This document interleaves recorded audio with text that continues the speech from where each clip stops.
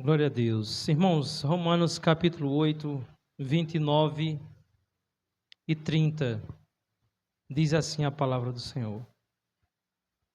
Porquanto aos que de antemão conheceu, também os predestinou para serem conformes à imagem do seu Filho, a fim de que ele seja o primogênito entre muitos irmãos, e aos que predestinou, a esses também chamou.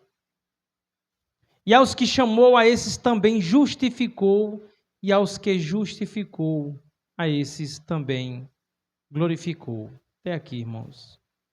Soberano e eterno Pai, Senhor, não a nós, Pai, não a nós, mas ao Teu nome da glória. Que o Teu nome seja bendito, que o Teu nome seja exaltado nesse lugar, em nossas vidas, e que a Tua palavra fale conosco nessa noite. Que o Senhor venha nos corrigir, nos admoestar, nos exortar, nos transformar pelo Teu Espírito, por meio do lavar de águas, pela Tua palavra, em nome de Jesus. Glória a Deus.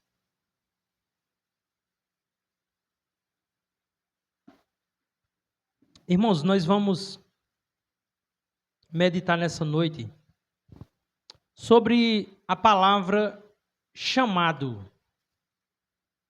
Mais especificamente, chamado eficaz, graça irresistível. Todo mundo aqui sabe o significado da palavra chamado. No nosso dia a dia, irmãos, nós lidamos com essa palavra. Aliás, eu quero dizer que o ser humano lida muito mal com essa palavra. A exemplo disso, os pais precisam chamar a atenção dos seus filhos à obediência, para que eles realizem as suas obrigações. Fazer a tarefa da escola, fazer as tarefas domésticas, ajudar em casa. E quem tem filho está familiarizado com a palavra chamado. E eu quero dizer que filho é um ser que precisa ser chamado constantemente. Todo dia você tem que repetir as mesmas coisas para eles.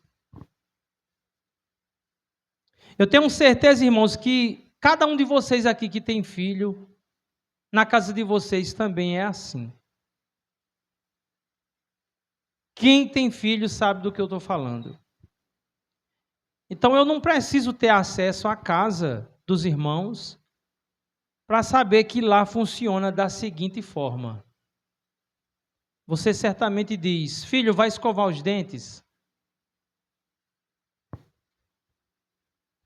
Aí ele diz, vou já. Você diz, filho, guarda o chinelo. Aí ele está lá no celular. Daqui a pouco.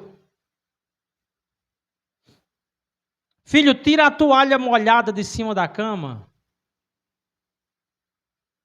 Eu vou já. Essa é a resposta. Filho, desliga o celular e vai dormir. E a resposta, relaxe. Eu vou já. Aí passa 1 hora, passa 2 horas, passa 3 horas, e o seu filho não escovou os dentes, não guardou o chinelo que você mandou, o chinelo continua lá naquele mesmo cantinho. E o celular que deveria estar desligado há 3 horas que você mandou, agora está sendo usado, conectado na tomada para carregar. Aí você acorda de madrugada porque você fica ouvindo um vídeo que se repete. O cara não passa, né, o vídeo? Aí está lá. Aí você vai lá. Aí ele está com a boca aberta dormindo e a baba escorrendo. E o celular na tomada carregando. Não é assim?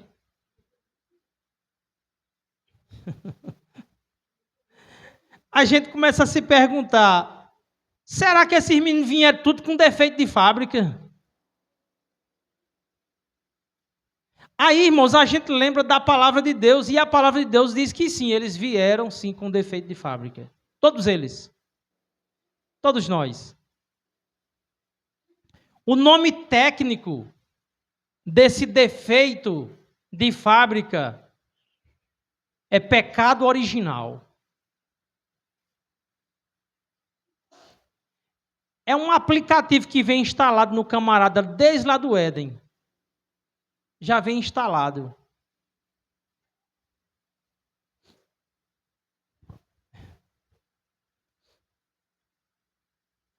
Irmãos, ele já vem programado para não obedecerem. Eles odeiam padrões do que é certo ou do que é errado. Eles odeiam ter que fazer coisas em horários pré-determinados. Eles odeiam ter que se sujeitar à autoridade dos pais. Quem tem filho sabe que, na maioria das vezes, para que o nosso chamado seja atendido, é necessário haver uma ação da nossa parte. É aí onde nós temos que usar o nosso poder secreto.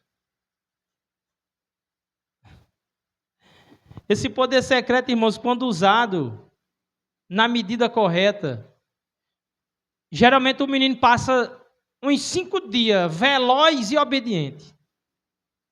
Aí depois ele volta para as configurações de fábrica de novo.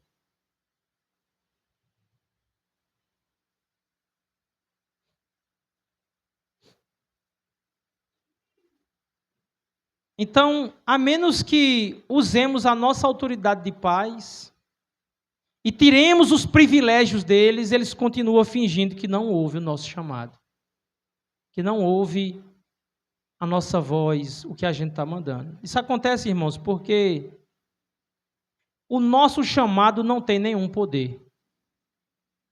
O nosso chamado não gera obediência. Nós não somos onipotentes. Nós não podemos mudar a natureza dos nossos filhos. Então, nós temos que nos acostumar que criar filhos será sempre uma luta. Sempre uma luta. E enquanto eles estiverem em nosso domínio, nós vamos ter que insistir, persistir, lutar, enfrentar dificuldades para que eles nos obedeçam. Nós teremos que discipliná-los, teremos que corrigi-los, teremos que ensiná-los, teremos que impor limites, insistir, bater na mesma tecla, todo dia repetir a mesma coisa. Ou do contrário, eles não obedecerão a nossa voz, o nosso chamado, não serão obedientes a nós. Então, o pai, a mãe, são pessoas que devem estar em missão em tempo integral. Devemos impor limites, tirar os privilégios deles, determinar regras e não esmorecer na disciplina. E nunca negociar com o pecado deles. Mas, infelizmente, às vezes nós falhamos. Tem pais que negociam com o pecado dos seus filhos. Tem pais que, quanto mais rebeldes forem os seus filhos, mais eles dão privilégios aos seus filhos. Tem pais que pensam que a sua missão é satisfazer os caprichos dos seus filhos. Tem pais que tentam subornar, comprar a obediência dos seus filhos com privilégios, presentes, agrados. E quanto mais agradam seus filhos, mais rebeldes eles ficam. Tem pais que, diante da rebeldia dos filhos, eles até tentam discipliná-los. Traça algumas metas, impõe algumas ordens, mas eles não conseguem suportar 5 minutos de birra dos seus filhos. Eles voltam atrás na disciplina, quase pedindo perdão aos filhos pela tentativa de cumprirem a missão que lhes foi dada por Deus, de educar, ensinar, disciplinar, corrigir e formar um cidadão que tenha, no mínimo, respeito pelos seus pais. Isso acontece com pais que são disfuncionais. Acontece com pais que têm uma grande carência emocional. Para essas pessoas é mais importante se sentirem amados pelos seus filhos do que serem respeitados. Tem pais que não suportam o embate e o confronto e, para fugir das responsabilidades de sua missão, eles cedem à pressão e desistem da luta. E deixam seus filhos entregues a si mesmos. Porque eles preferem ter pais sem autoridade. Preferem o sossego da omissão sem a dignidade e a honra que os pais devem receber dos seus filhos. E a verdade é que pais que fogem da luta constroem com as suas próprias mãos o trono da desobediência onde seus filhos estarão assentados para a sua vergonha. Provérbios 29:15 diz: a vara da correção dá sabedoria, mas a criança entregue a si mesmo envergonha a sua mãe. Então, tem pais que, por causa dessa necessidade de se sentirem amados pelos seus filhos, se submetem e se conformam com uma falsa demonstração de amor deles. Eu digo falsa, porque não há amor de verdade sem respeito. E, na verdade, esse é o drama que envolve toda a humanidade. Todos têm esse defeito de fábrica. Esse é apenas um reflexo da não obediência ao Deus Todo-Poderoso. É um reflexo do não ao chamado de Deus. Todos são rebeldes, todos não obedecem, todos ignoram o chamado de Deus. Todos pecaram e estão destituídos da glória de Deus, como está escrito: não há justo nenhum sequer, não há quem entenda, não há quem busque a Deus. Todos se extraviaram, a uma se tornaram inúteis, não há quem faça o bem, não há nenhum sequer. Jeremias 17:9 diz: enganoso é o coração mais do que todas as coisas, e desesperadamente corrupto. Quem o conhecerá? Irmãos, o coração humano é a sede das decisões e dos afetos. E o coração humano, ele é irremediavelmente enganoso. O problema da desobediência não está apenas no comportamento, mas na própria natureza interior do homem. João 3,19 diz: e a condenação é esta, que a luz veio ao mundo e os homens amaram mais as trevas do que a luz, porque suas obras eram más. Mesmo diante da luz que é Cristo, o homem prefere as trevas.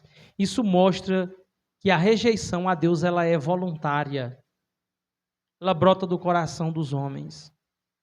Isaías 65:12: chamei e não respondestes, falei e não ouvistes, mas fizestes o que é mal aos meus olhos, e escolhestes aquilo em quem não tinha prazer.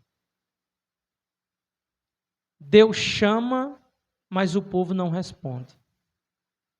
A obstinação humana é tão profunda que até diante do chamado divino, o homem escolhe o que desagrada a Deus. Atos 7:51 diz o seguinte: homens de dura cerviz e incircuncisos de coração e de ouvidos, vós sempre resistis ao Espírito Santo, assim vós sois como os vossos pais. Então, irmãos, este é o diagnóstico espiritual final. O homem natural resiste ao Espírito Santo. Inclusive, esse versículo de Atos 7:51 é a base bíblica, onde os arminianos dizem que o homem pode definitivamente resistir a Deus e que Deus não tem poder soberano para mudar isso no homem, porque Deus não viola o livre arbítrio do homem. Homens de dura cerviz. Quando a Bíblia fala que os homens têm dura cerviz, está descrevendo a sua teimosia, a sua rigidez espiritual, a sua resistência à correção de Deus. E essa é uma metáfora rural. No mundo antigo, irmãos, os bois usados para puxar o arado, eles precisavam curvar o pescoço para aceitar o jugo, para receber aquela canga no pescoço para puxar o arado. Um animal de dura cerviz era aquele que endurecia o pescoço e não dobrava, não se abaixava, não aceitava a direção do dono. Assim também é todo homem natural diante de Deus. Ele chama, mas o homem endurece a cerviz. Ou seja, o homem resiste à vontade divina. Todos os homens resistem. Todos os homens resistem ao Espírito Santo. Todos os homens possuem uma natureza contrária à vontade de Deus. Todos os homens fogem de Deus.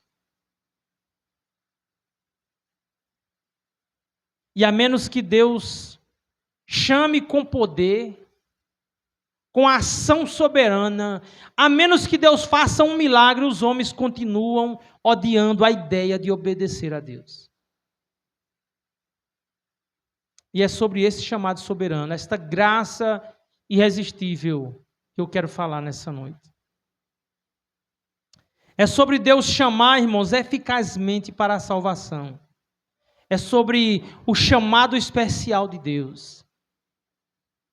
Todos aqueles a quem Deus escolheu por sua graça e predestinou para serem conformes à imagem de seu filho, serão chamados com poder e terão a sua natureza transformada soberanamente, como diz o texto que lemos. E aos que predestinou, a esses também chamou. E aos que chamou, a esses também justificou. E aos que justificou, a esses também santificou. E aos que santificou, a esses também glorificou. O chamado soberano de Deus é o que transforma um inimigo de Deus em filho de Deus. O chamado soberano de Deus é o que transforma trevas em luz, pecadores em santos, rebeldia em obediência. E se alguém não foi chamado com o poder do Espírito de Deus, o poder soberano que transforma, essa pessoa não é um cristão. Não será justificado, não será santificado e não será glorificado. E só serão chamados por Deus, pelo poder do Espírito Santo, aqueles que de antemão foram predestinados a serem conformes à imagem do seu Filho. Irmãos, o chamado irresistível de Deus não alcançará todas as pessoas, como a gente vem pregando nesses cultos de doutrina. Mas o chamado irresistível alcançará os escolhidos de Deus, os eleitos. E quando estes são chamados, um milagre extraordinário acontece. O Espírito Santo age, convencendo o homem do pecado, da justiça e do juízo. A natureza é transformada, o coração é regenerado e o pecador recebe vida. Onde havia só morte, agora passa a existir vida. Antes da graça irresistível, ninguém pode responder ao chamado de Deus. Por isso que Jesus disse: ninguém pode vir a mim se o Pai que me enviou não o atrair, e eu o ressuscitarei no último dia. João 6,44. Na verdade, sempre que o Evangelho é anunciado, sempre que o Evangelho é proclamado, ali há um chamado externo, um chamado geral, o qual o homem não pode responder porque está morto em seus pecados e delitos. Então não existe um livre-arbítrio que possa ser usado pelo homem em direção a Deus, porque um morto não responde. Um morto não tem vontades. Como Paulo diz em Efésios 2, 1, 2. Ele vos deu vida estando vós mortos em vossos delitos e pecados, nos quais andastes outrora segundo o curso desse mundo, segundo o príncipe da potestade do ar, do espírito que agora atua nos filhos da desobediência. Mas quando Deus chama eficazmente, quando o pecador é alvo da graça irresistível, ele se levanta da morte para a vida. Igual a Lázaro, quando Jesus disse: Lázaro, sai para fora.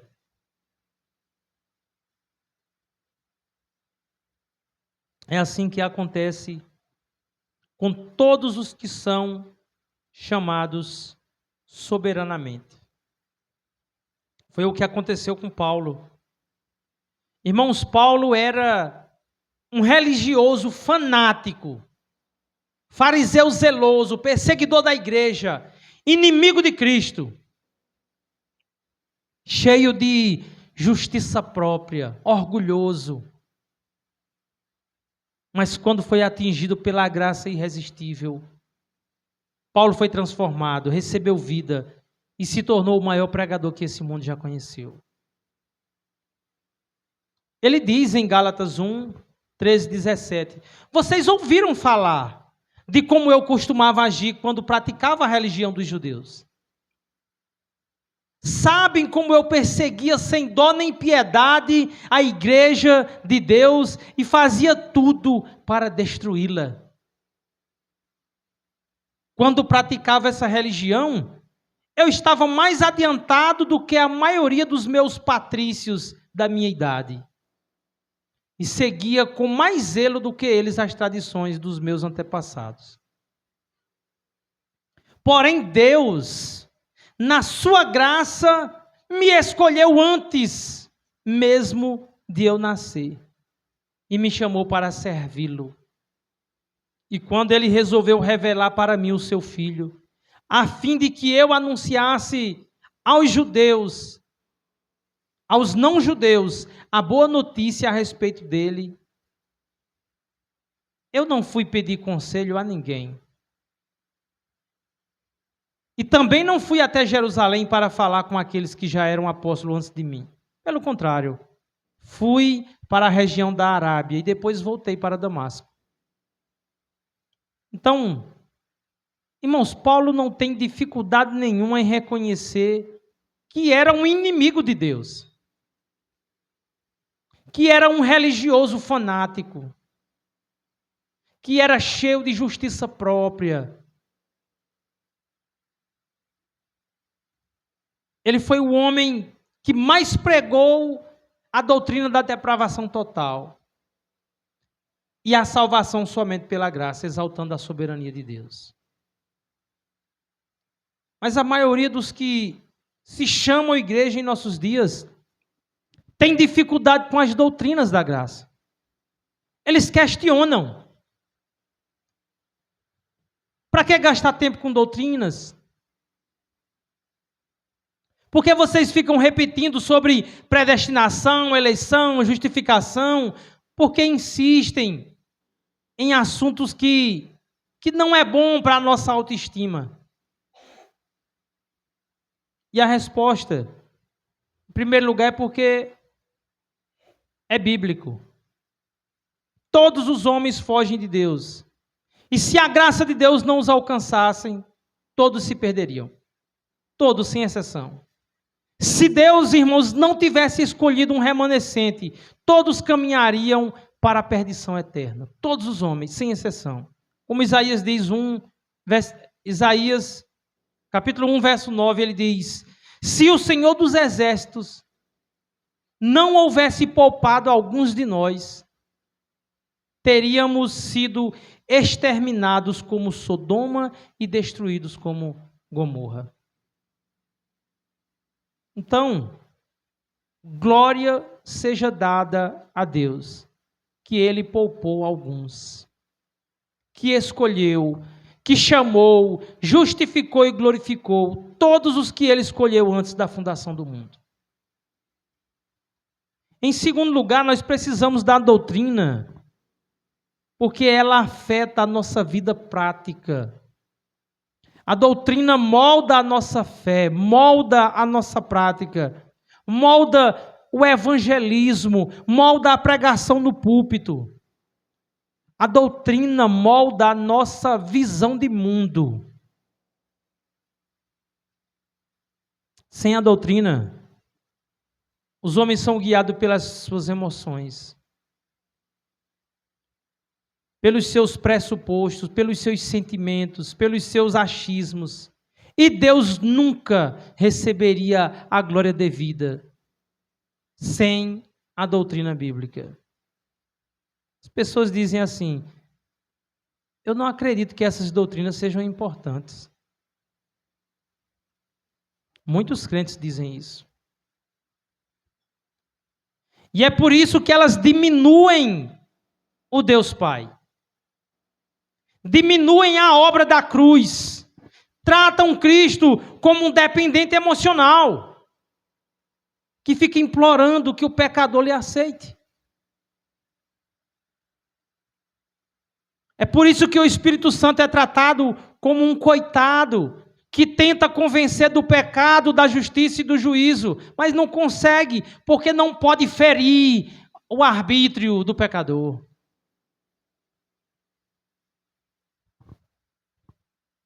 Se a maioria dos cristãos acreditassem mesmo, quando Deus diz: e aos que predestinou, a esse também chamou, e aos que chamou, a esse justificou, e aos que justificou, a esse santificou, e aos que santificou, a esses glorificou. Se de fato acreditassem nisso, eles apenas pregariam o Cristo crucificado. E não inventariam meios carnais para ganhar a simpatia do mundo. Irmãos, veja o evangelismo moderno dos nossos dias. Os evangelistas se envergonham da mensagem da cruz. Paulo diz em Romanos 1,16: porque eu não me envergonho do evangelho de Cristo, pois é o poder de Deus para a salvação de todo aquele que crê. Mas os evangelistas modernos se envergonham da mensagem de Cristo. Irmãos, vivemos dias sombrios. Dias em que o evangelho verdadeiro tem sido trocado por um evangelho barato, adulterado e enfraquecido. Muitos têm sido influenciados por esse evangelho falso. O Deus das Escrituras foi diminuído. Transformaram o Senhor dos céus num Deus dependente que fica à mercê da vontade do homem. A cruz de Cristo tem sido reduzida a um mero convite sentimental. E o Jesus das Escrituras, o leão da tribo de Judá, o Senhor dos senhores, o Rei dos reis, foi transformado em um Jesus fraco, carente, implorando que o pecador o aceite. É patético a forma como tem sido feito o evangelismo por muitas igrejas. O Jesus que é pregado ao mundo hoje é um pobre coitado. Ele fica implorando que o mundo lhe aceite, irmãos, que o povo se converta. E o Espírito Santo? Quando não se tem a visão ortodoxa da doutrina, o Espírito Santo também é tratado como um coitado. Ele não é soberano. Ele é tratado como alguém que tenta convencer o mundo do pecado, da justiça e do juízo, mas ele simplesmente não consegue. Pregadores modernos dizem que o Espírito Santo considera mais importante o arbítrio do homem, a vontade do homem, do que a vontade de Deus. O Espírito Santo não é soberano. Os pecadores é que são, na boca desses pregadores. O Espírito Santo não é livre. O arbítrio do homem é que é livre. Deus disse, predestinou, justificou, santificou e glorificou, mas o Espírito Santo está de mãos atadas por causa da vontade dos que estão mortos em pecados e delitos. É por isso, irmãos, que o evangelismo moderno é uma palhaçada, é uma desgraça. Trocaram o chamado ao arrependimento por coreografias e danças. Inventaram um evangelho carnal para atrair os carnais. A igreja vai às ruas, a igreja distribui sopa, a igreja dança para atrair o mundo. No final, a igreja canta louvores antropocêntricos para acariciar o ego dos homens. Não falam sobre o pecado, não falam sobre a ira de Deus, não falam sobre a justiça de Deus, e depois dizem que evangelizaram. Mas o evangelho não precisa disso. O evangelho não precisa de maquiagem. Deus não precisa da ajuda mundana de pessoas que se envergonham do evangelho, mas de homens e mulheres comprometidos com a verdade. O evangelho não precisa de truques. Pregadores do evangelho são pescadores, mas eles não usam uma isca para enganar, para atrair. Porque o evangelho verdadeiro, o evangelho é o poder de Deus para a salvação de todo aquele que crê. E quando o homem tenta acrescentar algo a este evangelho, ele não consegue melhorá-lo, mas ele consegue corrompê-lo. Então, estão tirando o escândalo da cruz. Estão negociando a glória da Trindade. Substituíram o poder do Espírito por estratégias mundanas. Mas eu vos digo nessa noite, Cristo não perdeu o seu poder. Deus continua soberano e o Espírito Santo continua convencendo, regenerando e transformando, não por a permissão do homem, não por estratégias carnais, mas pela loucura da pregação, pelo evangelho da cruz, que convoca todos os homens ao arrependimento.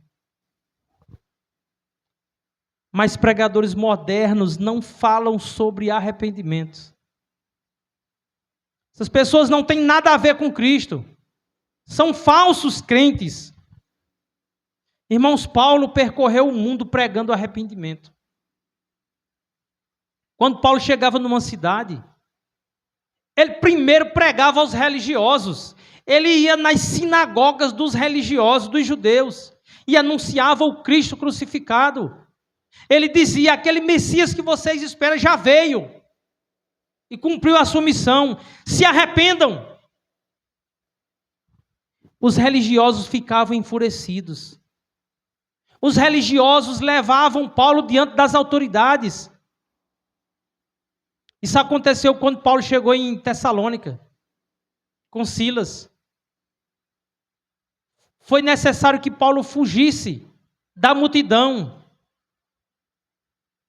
Eles haviam ficado na casa de Jason, não conseguiram pegar Paulo e Silas, pegaram Jason. Diz, esse aqui estava com aqueles que estão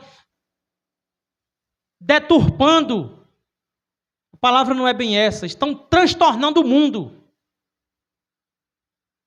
Mas o evangelho de hoje não transtorna ninguém.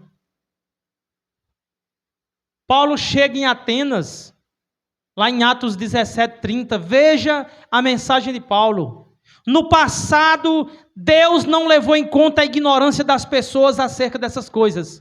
Mas agora, Ele ordena que todos em todo lugar se arrependam.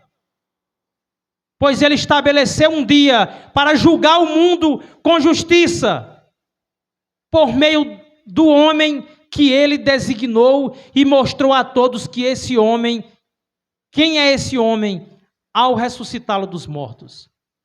Arrependam-se. Mas evangelistas modernos e pastores descompromissados com a verdade têm tratado pecadores iguais os pais da nossa geração que são omissos e não tratam os seus filhos rebeldes. Assim como muitos pais tratam seus filhos rebeldes com suborno, com presentes, com bajulação, tentando manter a paz por meio de propina. Eles apresentam um Deus que está desesperado para que o Salvador, para salvar o pecador. E em nome de Deus eles oferecem recompensas. Eles dizem, o que vocês querem? Vocês querem dinheiro? Vocês querem prosperidade? Vocês querem a conquista de seus sonhos? Uma casa, um emprego, saúde? Então, Deus quer dar essas coisas a vocês. Diga assim para Ele.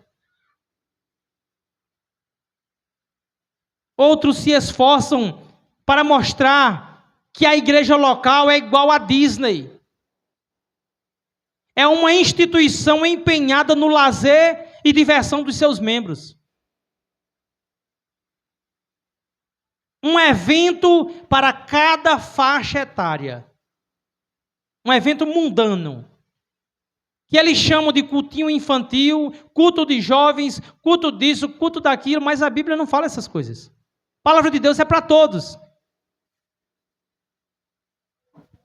Na verdade, são estratégias para fazer com que as pessoas suportem ficar na igreja. Culto infantil, culto dos jovens, evento disso, evento daquilo, dia do amigo esquisito. Para cada dia de festa secular, eles têm uma versão gospel. Venham, aqui nós também nos divertimos. Uhul, Jesus é legal. E tudo isso acontece porque para eles não há beleza na cruz de Cristo. Eles precisam inventar coisas para que o povo seja atraído e suportem o congregar. Então eles precisam descaracterizar o Deus Pai, o Deus Filho e o Deus Espírito. Eles precisam descaracterizar a Trindade. Porque o Deus da Bíblia não é atraente nem para eles. Esse povo, irmãos, diz estar evangelizando, mas eles precisam ser evangelizados. Eles precisam ser chamados soberanamente por Deus. Paulo dizia que os homens não regenerados consideram o evangelho como loucura e escândalo. Ou seja, quando nós somos fiéis na pregação, o mundo vai considerar a nossa mensagem uma loucura e um escândalo. Mas Paulo não mudou o evangelho para agradar o mundo. Paulo não tratou o evangelho como um produto a ser enfeitado a ponto do cliente gostar e comprar. Paulo diz em 1 Coríntios 1, 22, 25. Ou melhor, Deus diz: porque tanto os judeus pedem sinais, como os gregos buscam sabedoria, mas nós pregamos a Cristo crucificado, escândalo para os judeus e loucura para os gentios. Mas para os que foram chamados, tanto judeus como gregos, pregamos a Cristo, poder de Deus e sabedoria de Deus. Os judeus eram atraídos por sinais, por milagres, por curas, por multiplicação. E essa é justamente a ênfase de muitas igrejas. Venha buscar o seu milagre. Irmãos, os gregos buscavam sabedoria humana, filosofia, pensadores que buscavam a solução para os dramas da humanidade na sabedoria humana. Em nossos dias também não é muito diferente. Para muitas igrejas dos nossos dias, quem tem as respostas para a alma humana não é a palavra de Deus, mas os filósofos e psicólogos.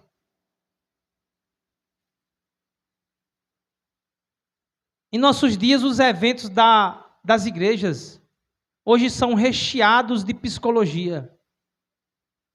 A sabedoria dos gurus da psicologia é quem molda a mente dos crentes.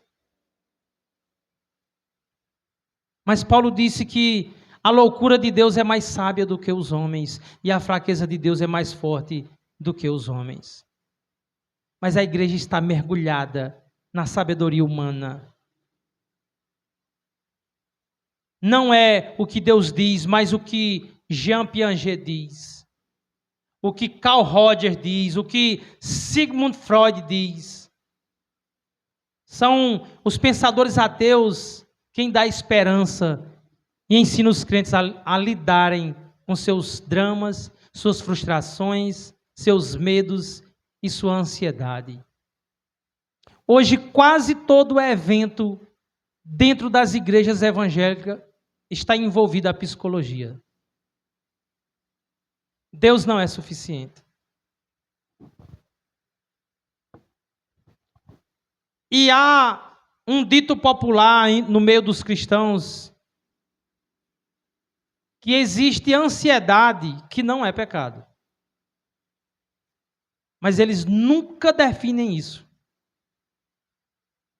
A Bíblia diz que a ansiedade é pecado. Mas a igreja nunca tem uma ansiedade que é pecaminosa. Nunca tem. Há sempre uma resposta da sabedoria humana para a ansiedade dos crentes. E aí eu pergunto, essas pessoas ouviram o chamado de Deus? Eles confiam que foram conhecidos antes da fundação do mundo, predestinados, chamados, justificados, santificados e que receberão a glorificação eterna?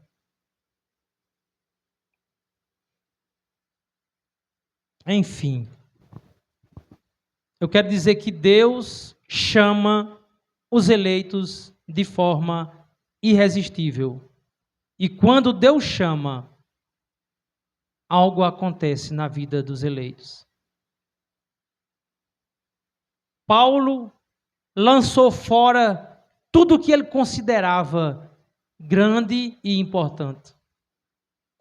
Paulo depositava todas as suas fichas na religião dos judeus. E olha que é interessante que quando Paulo foi alcançado pela graça soberana, ele fala de coisas boas e lícitas. Quando ele diz assim: tudo considerei como refúgio por amor a Cristo. Eu confio em Cristo. Eu fui chamado por Cristo. Eu estou em Cristo. Eu fui escolhido antes da fundação do mundo. Ele me chamou. Ele me justificou. Ele está me santificando. Ele me glorifica. E isso é suficiente.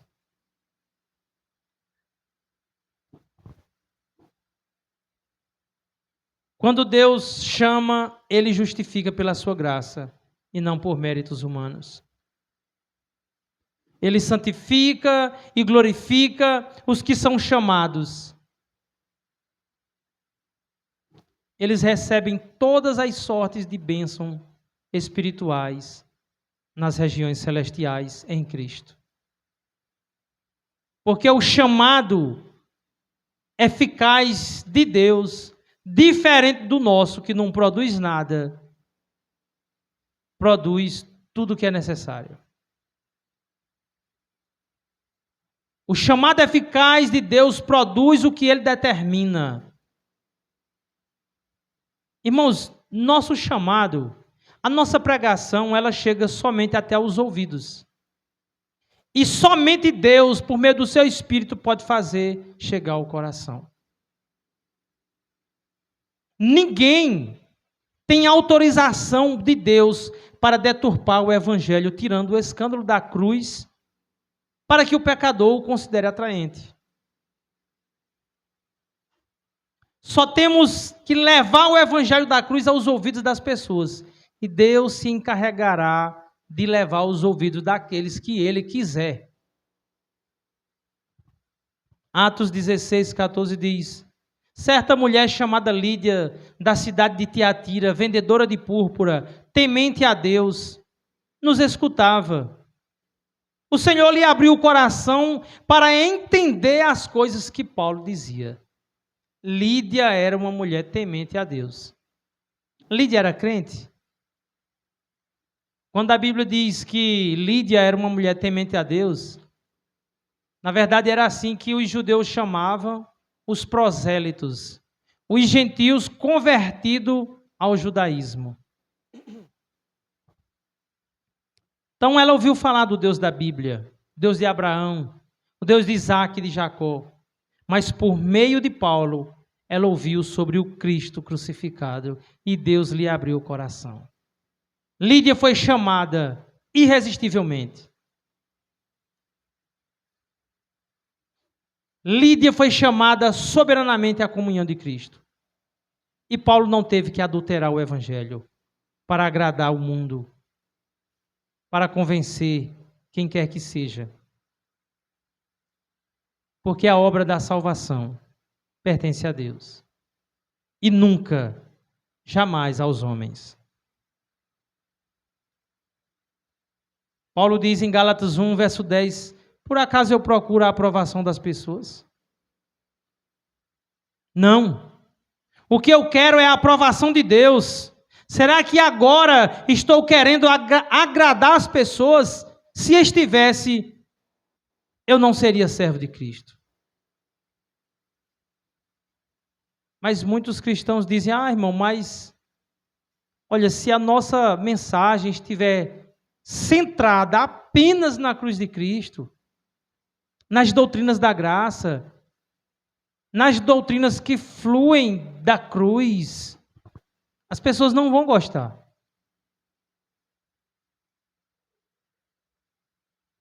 Mas nós não fomos chamados para agradar as pessoas, mas sim a Deus. É dever, sim, de todo cristão anunciar a Cristo, mas com a verdade e não por meios carnais. E nós devemos nos alegrar e confiar na graça de Deus. Porque a graça que escolhe chama. A graça que chama justifica. A graça que justifica santifica. A nossa salvação não está nas nossas próprias mãos e nem nas mãos de homem algum, mas está nas mãos de Deus. Nossa confiança deve estar em que a salvação é uma obra da Trindade e nunca, jamais, dos homens. Amém? Deus nos abençoe em Cristo Jesus. Pai, obrigado por essa noite. Obrigado pela tua palavra.